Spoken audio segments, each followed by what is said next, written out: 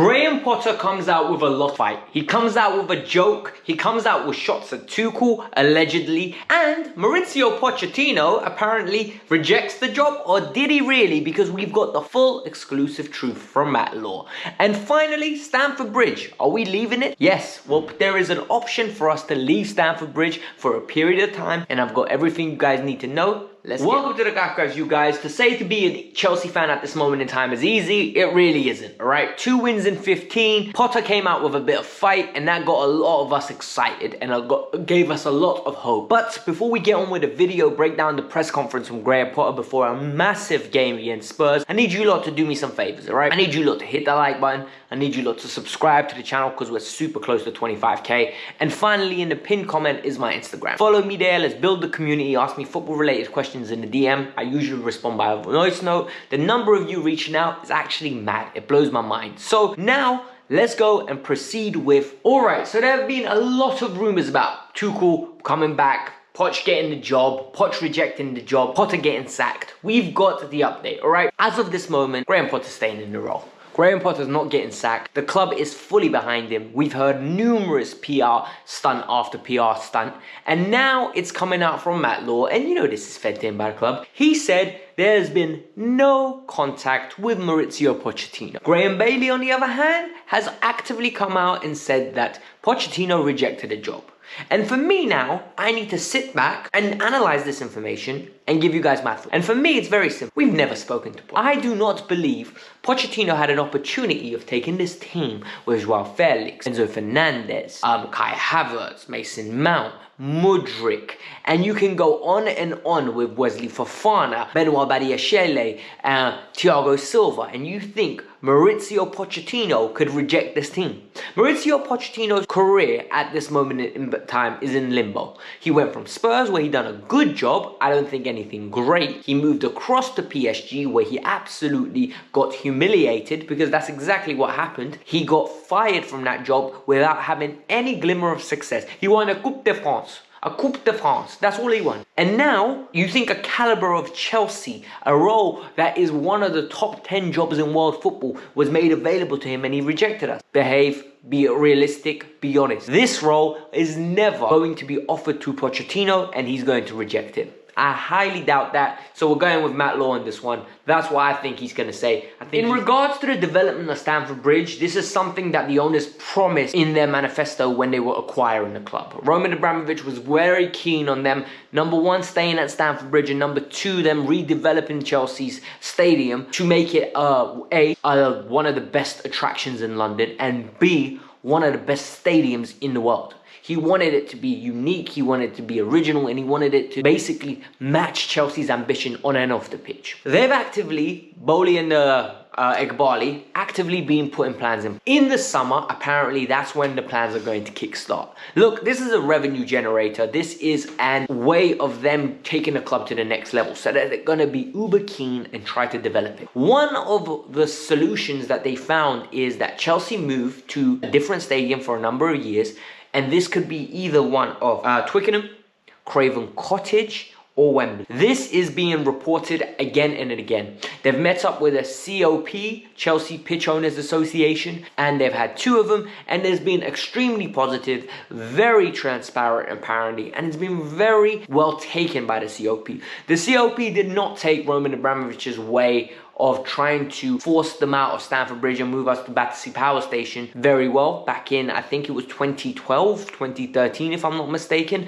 That's just off the top of my head, so if I got it really wrong, I apologize. This time around, 2 meetings in, it seems very promising, and it looks like we are going to redevelop Stamford Bridge, and that's good because we need to stay competitive on. Now on to Potter's press conference, and I really like this press conference. There was a little bit of bite from him, there was a little bit of pepper in his step, and a little bit of confidence. This is a man that feels secure in his role. Firstly, he rolls up and goes, "Sorry, I'm late. I just came out of a crisis meeting." If any of you know what's going on, Potter's been reported to have a crisis meeting with Viville. He's making a joke about it, a little bit of tongue-in-cheek. This tells me that there was a meeting. He's heard about it, he wants to laugh it off. This was a scripted line. He planned that he was going to say this. I've got nothing wrong with that. I feel like he's sticking up for himself and I kind of love it. Number 2, he openly said, the faith from the ownership continues. He basically reiterated, the ownership is fully behind him. He's not getting sacked. he's here to stay, and he's going to be the difference to make Chelsea successful. I don't mind that. I need Potter to have a little bit more of an ego. I need Potter to believe he belongs. I need Potter to get that trim back that he had that took us to 5-0. Because I'm telling you now, since he stopped getting haircuts, we went 2-15. Something needs to change, bro. Something really needs to change. And in this case, him having that little pepper in his step, making these comments, taking shots at the media, shots at individuals, I like it. It's him sticking up. He also gave us some update on team news. Look, Potter's team now is all basically fully fit. He's got 3 players that aren't going to be in the squad that would be fit, and that's Armando Broja's out permanently, Pulisic and Kante, who are basically raring to go. They're getting fully fit, but he thinks they need another week from the advice of the medical staff just to get up to match fitness. And that's Spilicueta because he got kicked in the head. He's under the concussion protocol, I assume, and there's going to be at least 10 days just to keep an eye on him. And in my opinion, this is the right thing to do. We do not need to rush Aspi back. Aspi is a player that's meant to be on the periphery of the squad. And more importantly, it's serious what happened to him.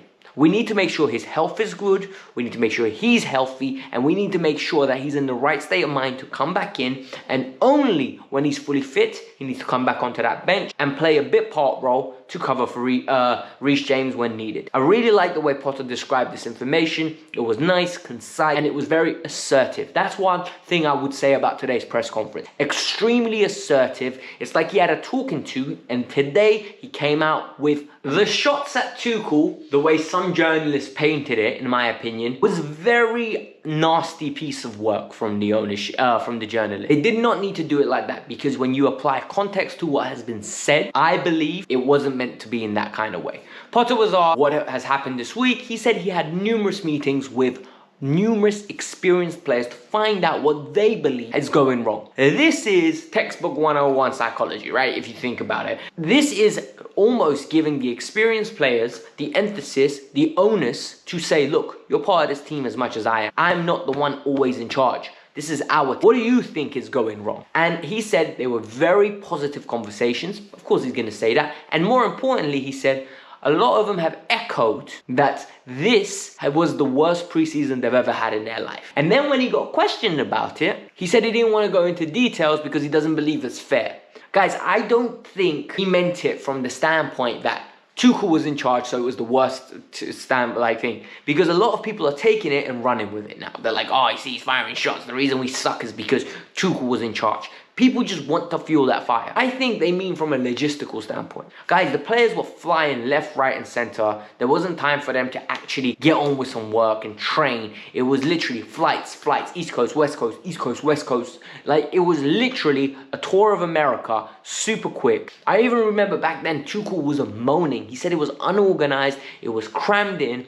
It didn't give the players the right time to focus on what's most important, the football. It was commercial entity. It was meet up with the Dodgers Stadium, then run and do this, then run and do that. Guys, it ended up being like a tour of America instead of a preseason tour for this. And we started the season that way as well. And then the final point from Graham Potter in this meeting was very, very interesting. And I loved it because it was powerful. He said, I'm not here to convince you with my words and my action. I'm here to convince you with the team on the pitch. And that, for me, was powerful. He said, we must win. The owners are frustrated. I'm frustrated. The players are frustrated. And we need to go and win. And I think that is that's the message that we need to take away from this press conference. Look, his back is against the wall. He knows he's fighting for his job. They can tell him all he wants, he's safe. But I'm telling you now, if things go badly from now till the end of the season and we finish somewhere around about 11th or 12th or 10th, I can't even believe I'm saying these words, Potter will get the sack. It does not matter if Potter is going to get some crazy payout. These lot have made it clear they want to be competitive and they want to be competitive quick. And more importantly, they want there to be a structure to their project. This team will not be generating the money they require and will not be the best team in Europe if they don't perform on the pitch. To perform on the pitch, you need a manager that's going to put you in a place to perform. They're sucking me back in. They're telling me the right things. I'm hearing everything right. And it's Spurs this weekend, so we need to get going, we need to be aggressive, and we need to be full front. Guys, this was the Kavkas View. I hope you lot enjoyed this video. I hope you lot are informed. Hopefully there's some more news for me to deliver for you guys. But tomorrow, if there isn't that much news, I'm going to give you a statistical breakdown of the number of goals we've scored this year and what I think is the issue is and how the team is improving and why not mathematically and like analytically we are improving and what hope we can have to beat Spurs. So hit the like button, subscribe to the channel. Let me know if you'd be interested in that video. Peace out. I'm out.